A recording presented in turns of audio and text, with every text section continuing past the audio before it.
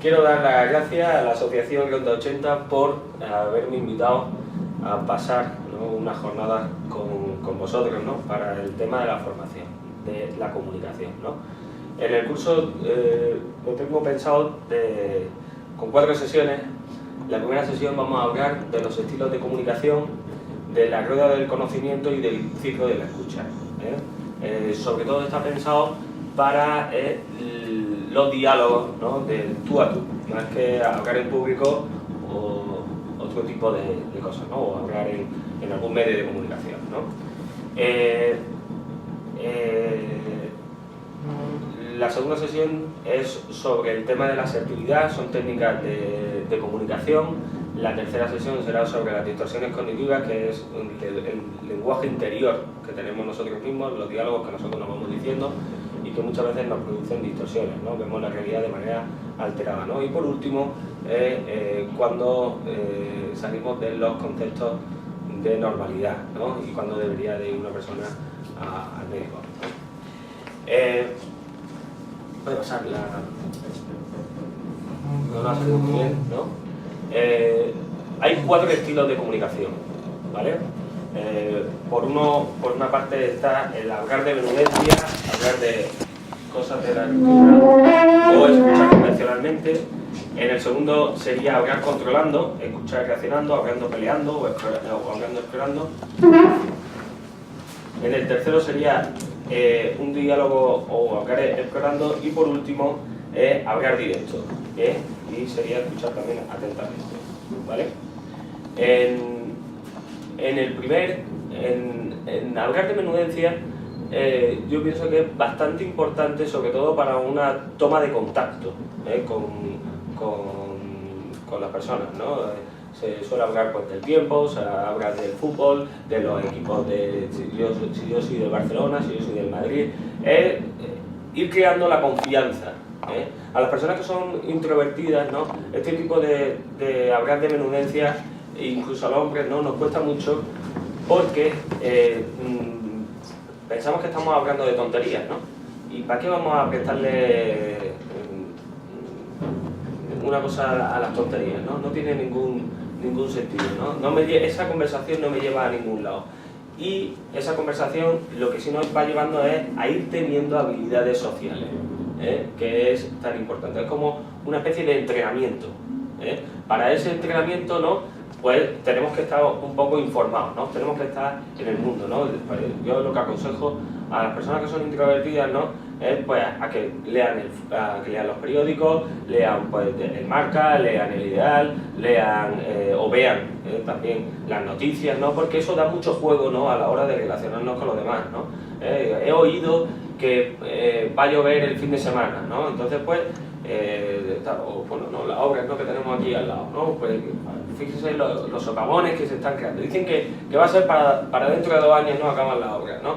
Pues eso, vamos teniendo una toma de contacto, ¿no?, y además van surgiendo muchas veces temas y vamos conociendo a las personas, ¿no? Muchas veces, ya os digo, ¿no?, que la gente no le presta mucha atención, pero es importante, ¿no? Porque además, si os dais cuenta, ¿no?, tenemos la intención, ¿no?, de ser una persona amistosa, sociable, dispuesto, juguetón, también con una intención de comunicarnos, de crear simpatía, de mantener el contacto, de llevarnos bien, ¿no? ¿Vale? En el segundo estilo, ¿no?, de comunicación sería hablar controlando, ¿no?, hablar peleando, ¿no?, hablar explorando. Este tipo de comunicación, a veces lo que provocamos es un lenguaje un poco hostil, ¿no?, y es como si estuviéramos peleando con la otra persona. De vez en cuando, yo soy de la teoría de que no hay que utilizarlo mucho, pero de vez en cuando es bueno utilizarlo, ¿no? Y para el que sea padre, ¿no?, los padres lo suelen utilizar con bastante frecuencia, ¿no?, o la gente que suele ser jefe, ¿no?, suele utilizarlo porque hay veces que hay que hacer las cosas como uno dice, ¿no?, y punto, ¿no? No hay que darle tampoco muchas más vueltas, ¿no? Sobre todo para personas que están al mando, ¿no?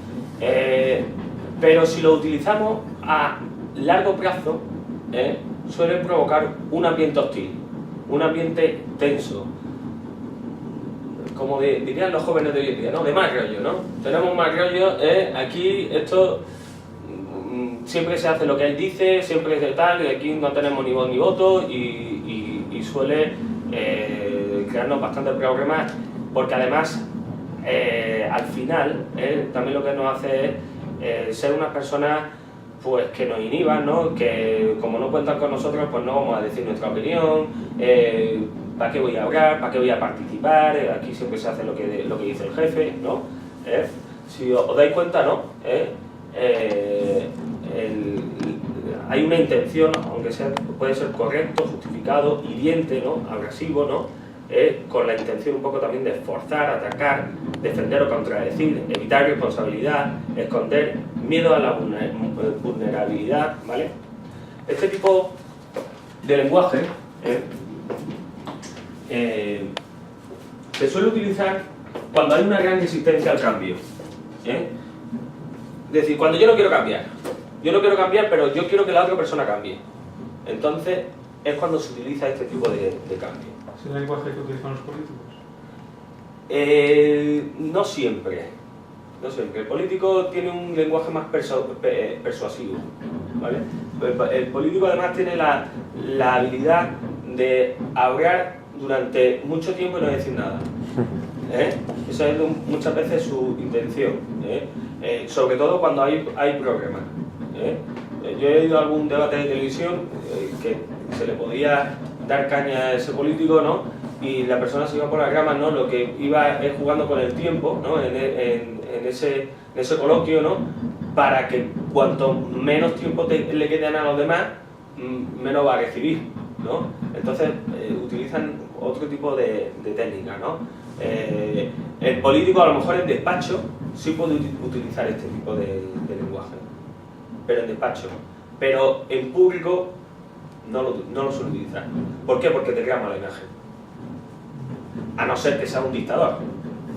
Entonces, como eres un dictador, te da igual lo que opine el pueblo, porque aquí como se va a hacer lo que yo diga, si os dais cuenta también, ojo, al final, a largo plazo, en los sitios donde hay dictaduras, ¿no? Pues al final el problema es que se genera un ambiente hostil, ¿no? Que es que la gente ya está cansada de lo que dice la persona, ¿vale? Se suele utilizar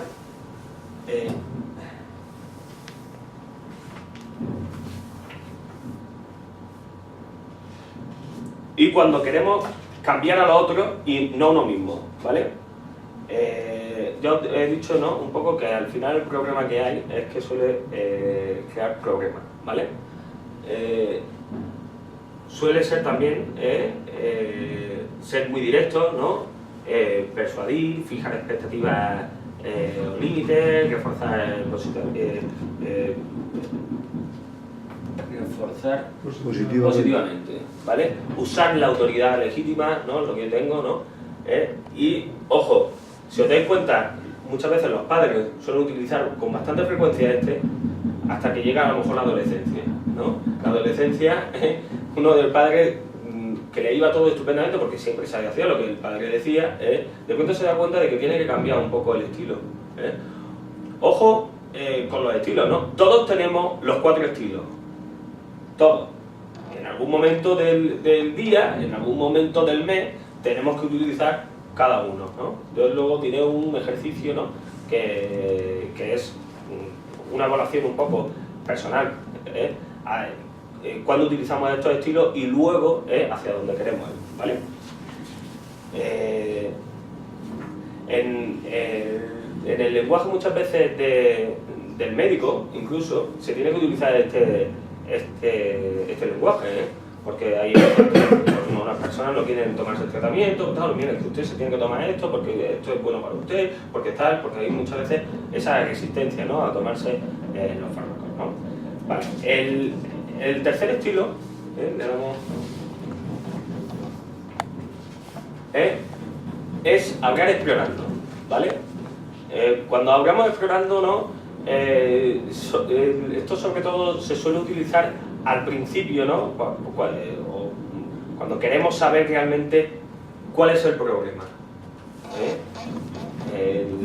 lo que tenemos un poco la intención, ¿no?, es de aclarar, de ganar mayor visión o discernimiento, desarrollar la perspectiva, buscar causas, generar opciones, evaluar alternativas, buscar y escuchar consejos, ¿no? Cuando uno conoce por primera vez a una persona en un ambiente a lo mejor psicológico, ¿no?, o en un ambiente educativo, ¿no?, o en un ambiente periodístico, ¿no?, incluso, ¿no?, ¿qué es lo que estamos haciendo? Haciendo preguntas, ¿no?, y que la otra persona vaya contándonos todo lo que lleva dentro, ¿no?, para que nosotros tengamos y nos hagamos una idea de cuál es el problema o qué es lo que está ocurriendo ahí, para que podamos reunir cuanto mayor información muchas veces mejor, ¿vale? Ahí, sobre todo, más que hablar explorando, yo lo denominaría escuchar explorando, ¿no? Porque es más importante aquí la escucha, ¿no? Nosotros hacemos preguntas muy claves, ¿no?, y lo que aquí se trata es de ir escuchando, ¿vale? Y en el cuarto estilo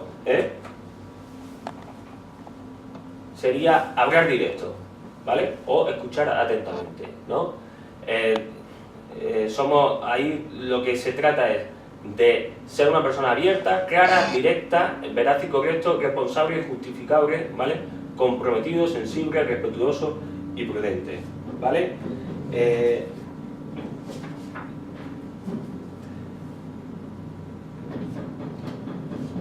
Cuando solemos utilizar este estilo, ¿vale?, lo que hacemos es que nos concentramos en nuestras propias experiencias, ¿vale?, aceptamos lo que encuentras como lo que es, en lugar de ignorar, negarlo o escapar a ello.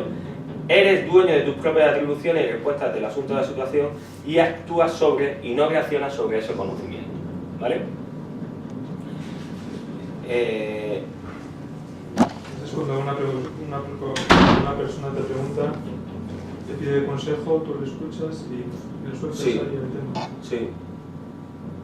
Sí, sobre todo, yo creo que hay que ser, muchas veces hablar con el corazón, O sea, pero para hablar con el corazón muchas veces lo que tenemos que hacer antes es escuchar bien, haber cogido lo que nos ha dicho esa persona, ¿vale? Pero de todas maneras, no se preocupe porque lo vamos a entender luego un poco mejor, ¿vale? Estos son los estilos de comunicación y luego explicaré, ¿no?, qué dos cosas influyen, ¿no?, en los 4 estilos de comunicación, ¿vale? Pasamos a la siguiente, ¿vale? Ahí sería un resumen, ¿no?, de cuáles son los 4 tipos de comunicación, ¿vale? Pasamos a la siguiente. Esa no se ve bien, que esa es importante, ¿no? Como suele pasar. Voy a dar una hoja.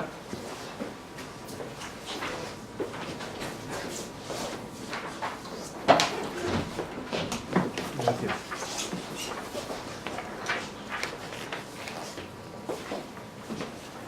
Si os dais cuenta, ¿no?, tenemos ahí los estilos de comunicación, ¿vale?, que cada uno, que los 4 estilos los utilizamos, eso es importante, Unos lo utilizamos más, otros lo utilizamos menos, pero los 4 estilos los utilizamos, ¿vale? En esta diapositiva, que no se ve, sería la rueda del conocimiento, ¿vale? En la rueda del conocimiento, si os dais cuenta, ahí tenemos varias cosas, ¿no? Tenemos los datos sensoriales, tenemos los pensamientos, tenemos los sentimientos, tenemos las acciones y los deseos. Yo pienso que las discusiones surgen porque nunca llegamos a una conclusión. Así de sencillo. Siempre discutimos porque al final no hemos escuchado atentamente a la otra persona, no nos hemos puesto, que eso lo podemos ver en el ciclo de la escucha, ¿no?, en aprender, reconocer, imitar, resumir y preguntar, que ya lo explicaré ahora más atentamente. En toda conversación irían unidos estas dos cosas, ¿no?, la rueda del conocimiento y el ciclo de escuchar. Todo el mundo presume que escucha bien. ¿Quién va diciendo por ahí que no escucha bien? ¿No? Nadie, casi nadie, ¿no? Todo el mundo más que se la da de escuchar. Pero si os dais cuenta, lo único que hacemos bien, a lo mejor es atender. Que es mirar, escuchar y seguir el hilo de la conversación, ¿vale? Si yo me pusiera, yo en la consulta, ¿no? Estoy viendo a la otra persona, yo no estoy de acuerdo en que haya un ordenador o una pantalla, y eso desgraciadamente se va a imponer, ¿no? en la sanidad, ¿no? El que está delante de un ordenador, ¿no? Y está escribiendo ahí, ¿no? Yo soy de la teoría de que eso no ayuda, ¿no? A que atendamos mejor a la persona, ¿no? Pero si yo estuviera en la consulta y yo me estuviera hablando el paciente, pero yo estuviera buscando en los cajones, ¿no? O levantado, mirando las estanterías y tal, la persona no se iría con la sensación de que yo lo he escuchado. Y eso es importante, ¿vale? Por eso, a mí muchas veces me dicen, mire, es que esa psicóloga lo único que hizo era apuntar, y no me dijo absolutamente nada más, Entonces por eso es tan importante las otras cuatro cosas, ¿no? El atender, mirar, escuchar y seguir el hilo, ¿vale? El reconocer, ¿vale?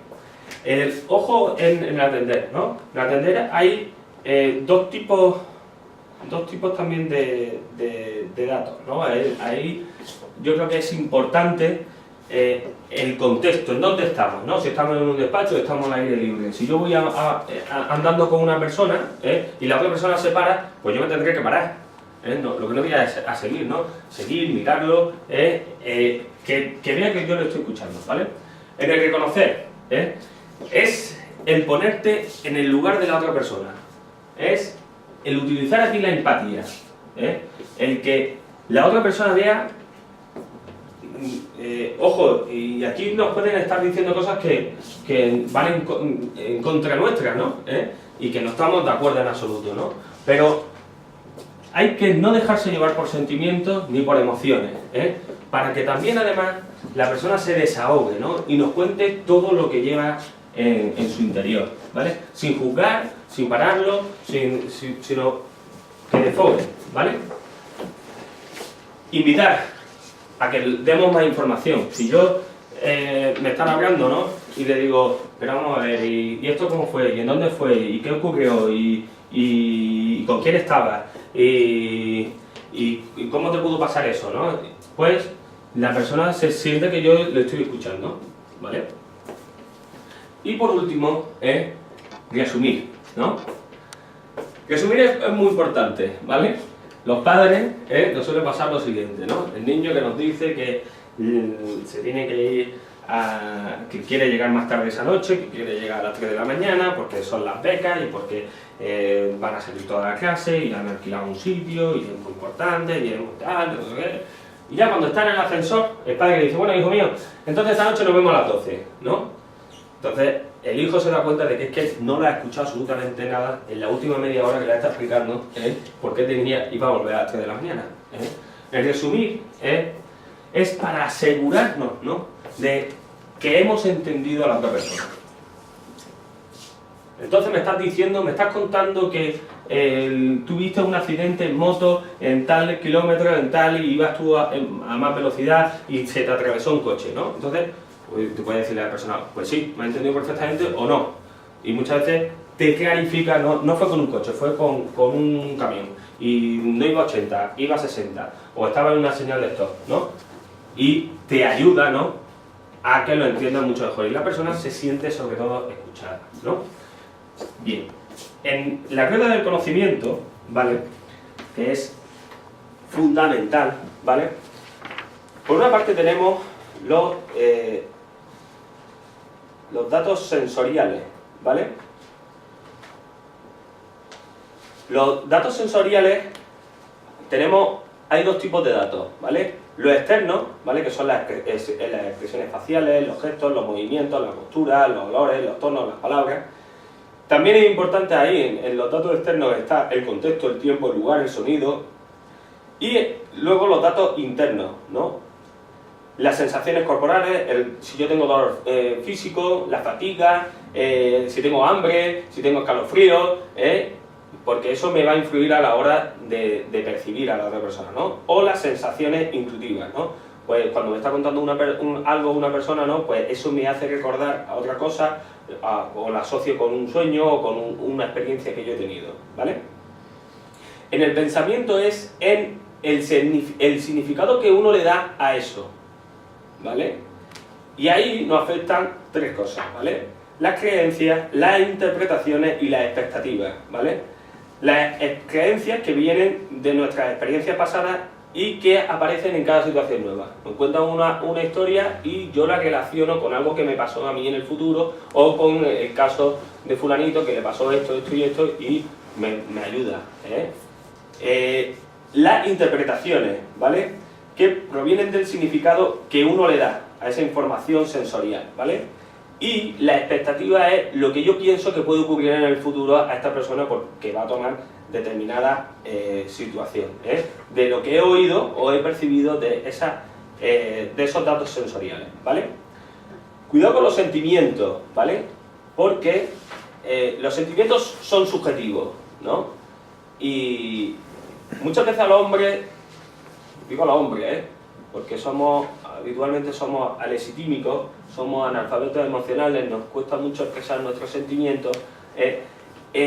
Entender a una mujer es complicadísimo, es bastante complicado, ¿no? Porque es que, sí, yo me pongo en el reconocer, ¿no?, la experiencia de otro, pero es que lo que está sintiendo esta mujer a lo que yo estoy sintiendo, vamos, la mujer es que lo ha exagerado, ¿no? Pero nos tenemos que poner en la situación de ella, ¿no? Porque a lo mejor son excesivamente sensibles para determinadas cosas, ¿no? Por ejemplo, a lo mejor hay hombres que el Día de la Madre, ¿no? O que fue ayer, no, fue antes de ayer, ¿no? Pues no le dan importancia, ¿no? Y para una mujer el Día de la Madre puede ser de los días más importantes del año, ¿no? Y que no la felicite o que no tenga un detalle con ella o que no haga un plan especial, pues la puede herir en sus sentimientos y se puede sentir muy mal. Y hay que ver que no tiene consideración y hay que ver que pues todas esas cosas yo creo que el hombre debe saberlo, ¿no? Y sobre todo en el matrimonio creo que es fundamental, ¿vale? En los sentimientos, ¿vale? Yo creo que resumiendo en 6 sentimientos están más o menos todos, ¿no? Que es la alegría, la tristeza, el enfado, el miedo, el disgusto o la sorpresa, ¿vale? Y yo voy a poner un ejemplo, que porque muchas veces los sentimientos se confunden con los pensamientos, ¿vale? Por ejemplo, me siento rechazado o me siento amenazado. Me siento rechazado es un pensamiento, ¿vale? Un poco el procesamiento que tendríamos interiormente sería, creo que me han rechazado, y eso me hace sentir que estoy herido o estoy triste, ¿vale? Creo que me han amenazado, eso es lo que luego me hace es que tengo miedo o estoy enfadado, ¿vale? Luego hay dos cosas ahí en la rueda del conocimiento que son muy importantes, ¿vale? Que son las acciones y los deseos, lo que uno anhela, y que pienso que es fundamental, ¿no? Porque sin estas dos cosas, volvemos a estar discutiendo sobre lo mismo, Habitualmente, cuando hay pelea, al final uno dice A, el otro dice B, los dos se enfadan, los dos tal, se dejan de hablar y no han finiquitado el tema. O A piensa que ha finiquitado el tema llevando de razón y B piensa que ha finiquitado el tema llevando de razón, con lo cual hemos llegado a esa conclusión, que es su conclusión, no es nuestra conclusión, Por eso es importante, es decir, bueno, vamos a ver, ¿tú qué piensas? ¿Qué vamos a hacer a partir de ahora? ¿O qué, traducirlo luego en hechos, ¿no? ¿Qué te gustaría que hiciéramos? ¿Qué quieres hacer, no? Sin esto, sin el atender, reconocer, invitar y resumir, es muy complicado que se llegue a concreciones, ¿no? A hechos en sí,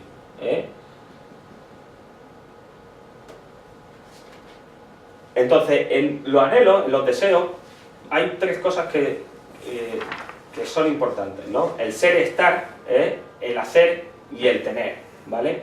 Que eso nos ayuda, ¿no? A ponernos, a saber qué es lo que está pasando, qué es lo que pasó, qué es lo que está pasando ahora mismo y qué es lo que nos gustaría que pasara en el futuro, que es bastante importante, ¿no? Porque ahí estaría el cambio, ¿no? Hacia dónde queremos ir. Muchas veces, yo creo que es de los problemas que hay en pareja, ¿no? O en discusiones con amigos y tal, es que no sabemos hacia dónde queremos ir con las discusiones, ¿eh? Y entonces no tenemos ninguna solución, ¿no? Dudas que tengáis sobre los ciclos de... Ya siento que no haya salido la rueda del conocimiento, ¿eh? Aquí parece que sí ha salido ahora, ¿no? ¿Vale? Por aquí, los datos sensoriales, que es lo que percibimos, ¿vale? Eso nos genera también unos pensamientos y esos pensamientos nos generan unos sentimientos, ¿vale? Y luego, los deseos, ¿no? Para mí, para los otros y para nosotros, ¿vale? Y las acciones que han pasado, que están pasando y que nos gustaría que pasaran en el futuro. Si os dais cuenta, como no llegamos a ninguna conclusión, pues no establecemos lo que queremos que pase en el futuro, porque nos cabreamos, nos enfadamos, tú allí, yo aquí, y ya está, y dejamos de hablar. Y entonces, pues, cuando vuelve otra vez la discusión, cuando tal, pues volvemos a sacar los trapos sucios, como así decirlo, ¿no? Y tenemos 3 temas de conversación que son espinosos, y cada vez que los sacamos, tenemos un follón en casa.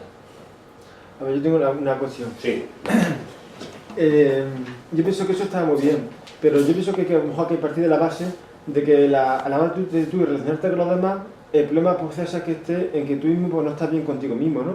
Entonces, pues según tu estado de ánimo, eso influye bastante en la relación, en el contacto, en la comunicación que puedas tener con cualquier persona, tu pareja, tu matrimonio, o un amigo, o una persona que te encuentras por la calle, lo que sea, ¿no? Sí, sí, es cierto. Por eso eso estaría dentro de los datos sensoriales internos, de cómo tú te sientas, de si tienes hambre, no tienes hambre, de si tienes frío, no tienes frío, en el contexto un poco en el que estás. Si en el estado un poco de ánimo no estás bien, ¿vale? Si yo en el estado de ánimo no estoy bien, eso me va a interferir en la comunicación con los demás. Eso está claro, pero... Es una experiencia muy corriente. O sea, normalmente cuando estás hablando con matrimonios siempre surgen conflictos, ¿vale?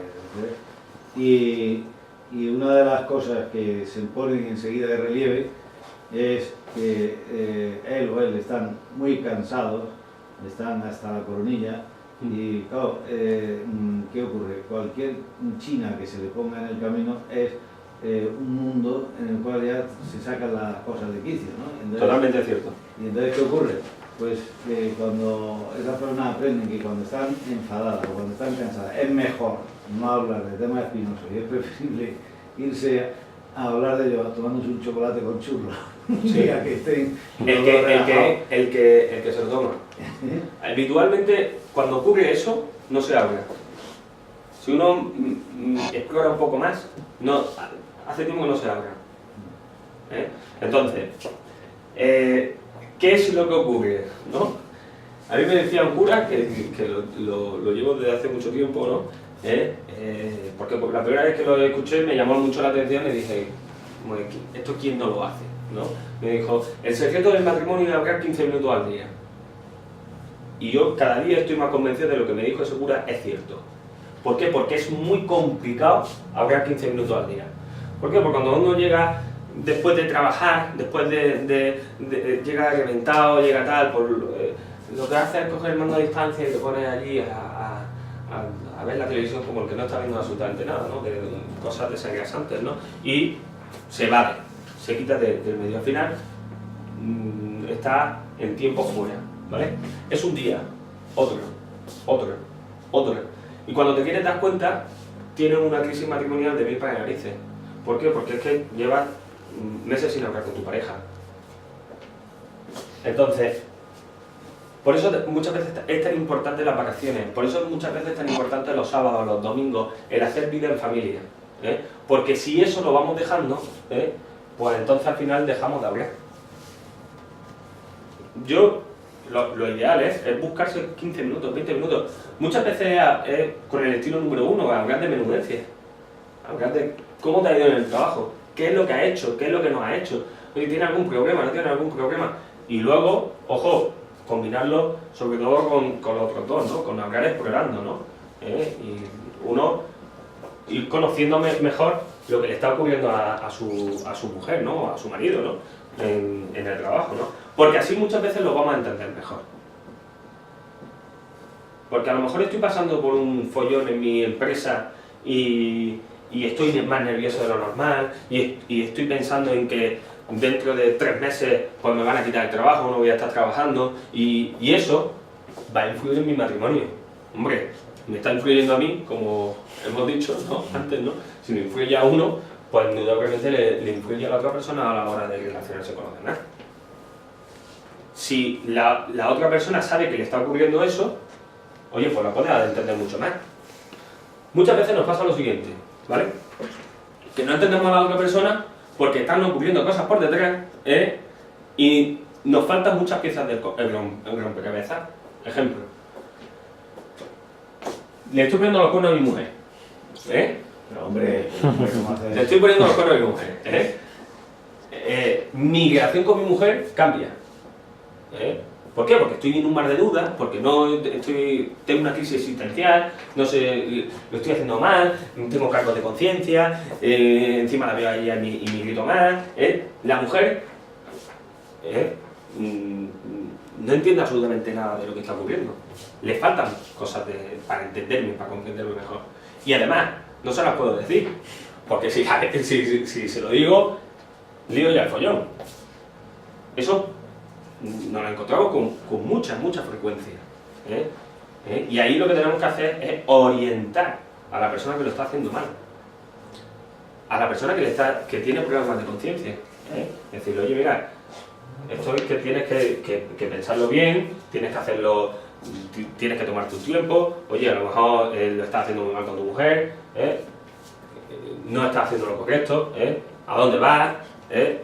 Más que a lo mejor echarle una charla, sino hacerle reflexionar qué es lo que está haciendo, qué es lo que no está haciendo. Muchas veces, más bien lo que pasa es que te viene a lo mejor, o sea, la mujer, la que no sabe qué está pasando, ¿no? Claro. O sea, ¿qué le dices? Pues hablar con el marido. O sea, yo creo que no se puede arreglar ningún matrimonio si no se habla con los dos.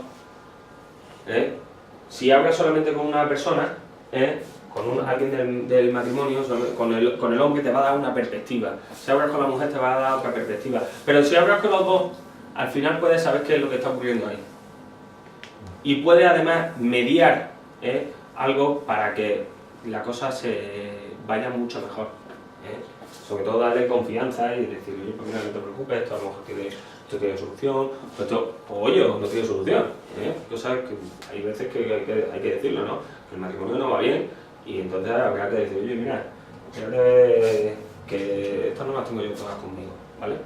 Pero podemos hacer ahí mucho bien, ¿vale?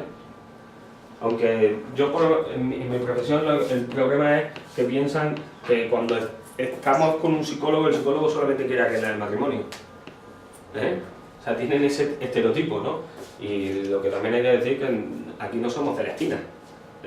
Aquí estamos para ayudar a los dos. Y para saber un poco, ver mejor la luz. Bueno, en cualquier caso, no, o sea, no hablar de divorcio, ¿no? Sino de separación, ¿no? En todo caso. Depende indudablemente yo estoy en contra de las separaciones, ¿vale? A no ser que haya algo gordo. Algo gordo es pues que se peguen, ¿no? Haya maltrato físico, estén todo el día de peleas, ¿no? Pero al final, ojo, en un matrimonio se resumen en dos problemas. O hay un problema de confianza o hay un problema de comunicación. ¿Vale? En el matrimonio, la mayoría de las veces, muchas veces es un problema de comunicación en sí, y entonces se trabaja bajo este tipo de cosas, ¿no?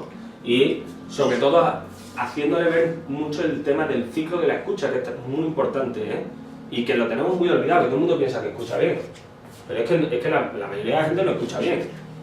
Como habréis podido observar, si os dais cuenta de las 5 cosas que hay, la gente lo único que hace es atender. Si lo hace. Y además hay gente que piensa que atender es estar en el sofá pasando el no, sí, yo escucho todos los días a mi mujer y estoy viendo el fútbol, estoy viendo el Madrid y no la estoy escuchando, no, para nada. Atender también mirar a la otra persona, ¿vale? O bueno, he dicho el fútbol, no, pero hay gente que está leyendo el periódico y dice que escucha a su mujer. Para nada, vamos. Como está claro, ¿no? Luego. Entonces, yo soy contrario al tema de la separación porque muchas veces la gente lo ve como una salida a un problema que tiene y se mete en nuevos problemas, mucho peores que lo que tenía anteriormente. Y sobre todo cuando hay hijos. Cuando hay hijos, los problemas se acrecientan, ¿vale? Yo, cuando hablo con personas que se van a separar y que tienen hijos, yo se lo digo también muy claro, ¿no? Si el día de mañana, pues, tu marido o tu mujer se echa un amigo, pues va a influir en la educación de tu hijo. Pero, hombre, ¿eso cómo va a ser? ¿Cómo es? Le hablo muy claro, ¿eh? Porque luego se acordarán de mí. Mire, este tío llevaba razón cuando me lo dijo y me avisó. Me dijo lo que me iba a pasar. ¿Por qué? Porque si yo me he separado de mi mujer, me he hecho una amiga y a mi amiga le gusta que nos vayamos a veranear a Almería y a mi exmujer no le gusta absolutamente nada de que yo me vaya a la playa, pues yo tengo 15 días con los niños y me iré a Almería. ¿Te guste o no te guste? Y, sobre todo, porque aunque uno se haya separado, uno tiene que tomar decisiones sobre los hijos, sobre la educación de los hijos. Si es estando juntos y es complicado tomar esas decisiones, estando separados es mucho más difícil. Conozco muy pocas parejas que se hayan separado bien y que tomen decisiones correctas con los hijos, o comunes con los hijos. Habitualmente lo normal que te encuentras es que siguen peleados, que además a la mínima de cambio te denuncio, que si la Guardia Civil, que si tal, que si no sé qué, y eso al final quien lo sufre son los niños, no se olvida tampoco, ¿vale? Pero también es verdad que las mujeres y los hombres tenemos formas de ver las cosas distintas, ¿no? Sí. Entonces, por ejemplo, el tema de relación de pareja, pues, ¿tú has visto la película Prueba de Fuego o no la has visto? ¿Prueba de Fuego? Sí. No, me han hablado de ella, pero no la he llegado a ver.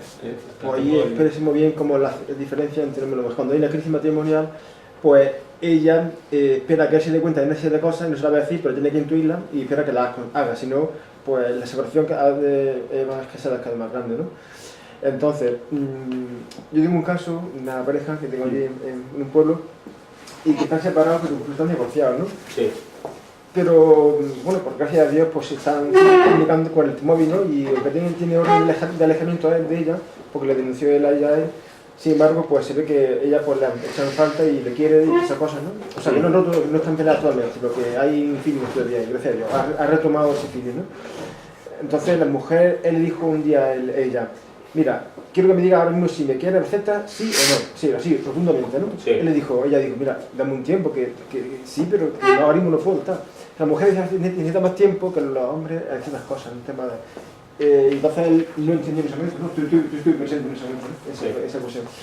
Y yo comprendí a la mujer, yo evidentemente estaba del lado de la mujer porque las cosas a veces de sentimiento no son así tan Sí. prácticamente, ¿no? Y al final se ve que la cosa está un poco encauzada, ¿no? Porque según me contó el otro día. Vale, varias cosas sobre ese tema. Yo pienso que a veces, y por la experiencia que voy teniendo, veo que es bueno que haya una separación física, sin firmar papeles, sin que entren abogados, absolutamente tal, sino uno se va a casa de su madre o a casa de su padre y el otro se queda en el hogar, ¿vale? En esa separación hay un refrán que dice que uno no sabe lo que tiene hasta que lo pierde, ¿vale?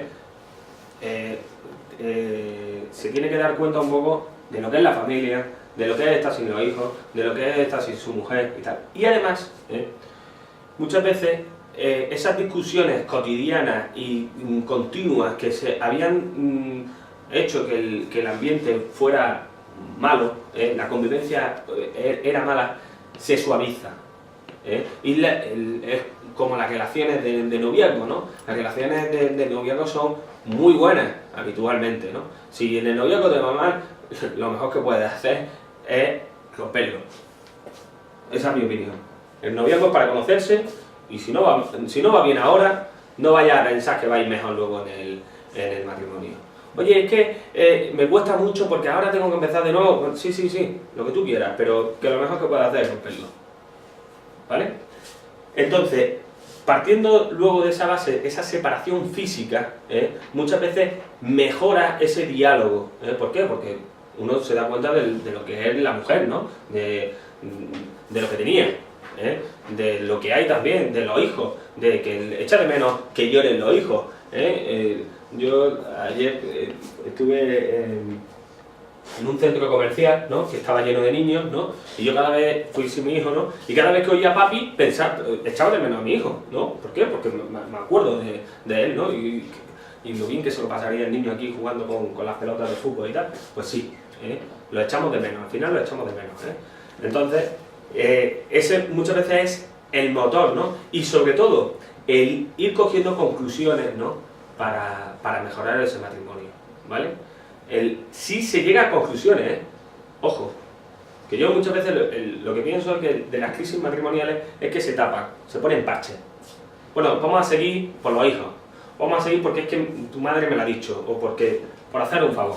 Aunque no, tenemos que ir al medio de la cuestión. ¿Por qué nos hemos separado temporalmente? ¿O por qué tenemos problemas? ¿Por qué nos va mal? ¿Por qué le he puesto los cuernos a mi mujer? ¿Por qué? Eso hay que explorarlo, eso hay que ver, ¿no? ¿Qué es lo que ha ocurrido ahí? ¿Para qué? Para que uno saque a conclusiones, nos hagamos una crítica constructiva y sepamos hacia dónde queremos ir. Y sobre todo, también, en ese tipo de decisiones, lo que tiene que influir es la libertad.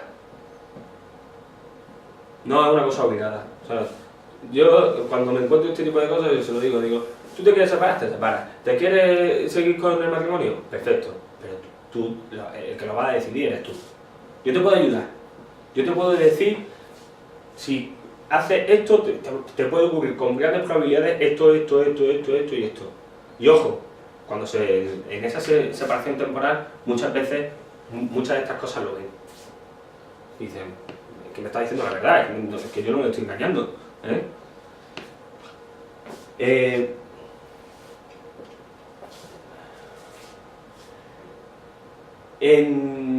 Hay una cosa también que has dicho que yo creo que es importante, ¿no? Los hombres y las mujeres vemos las cosas de manera distinta, ¿no?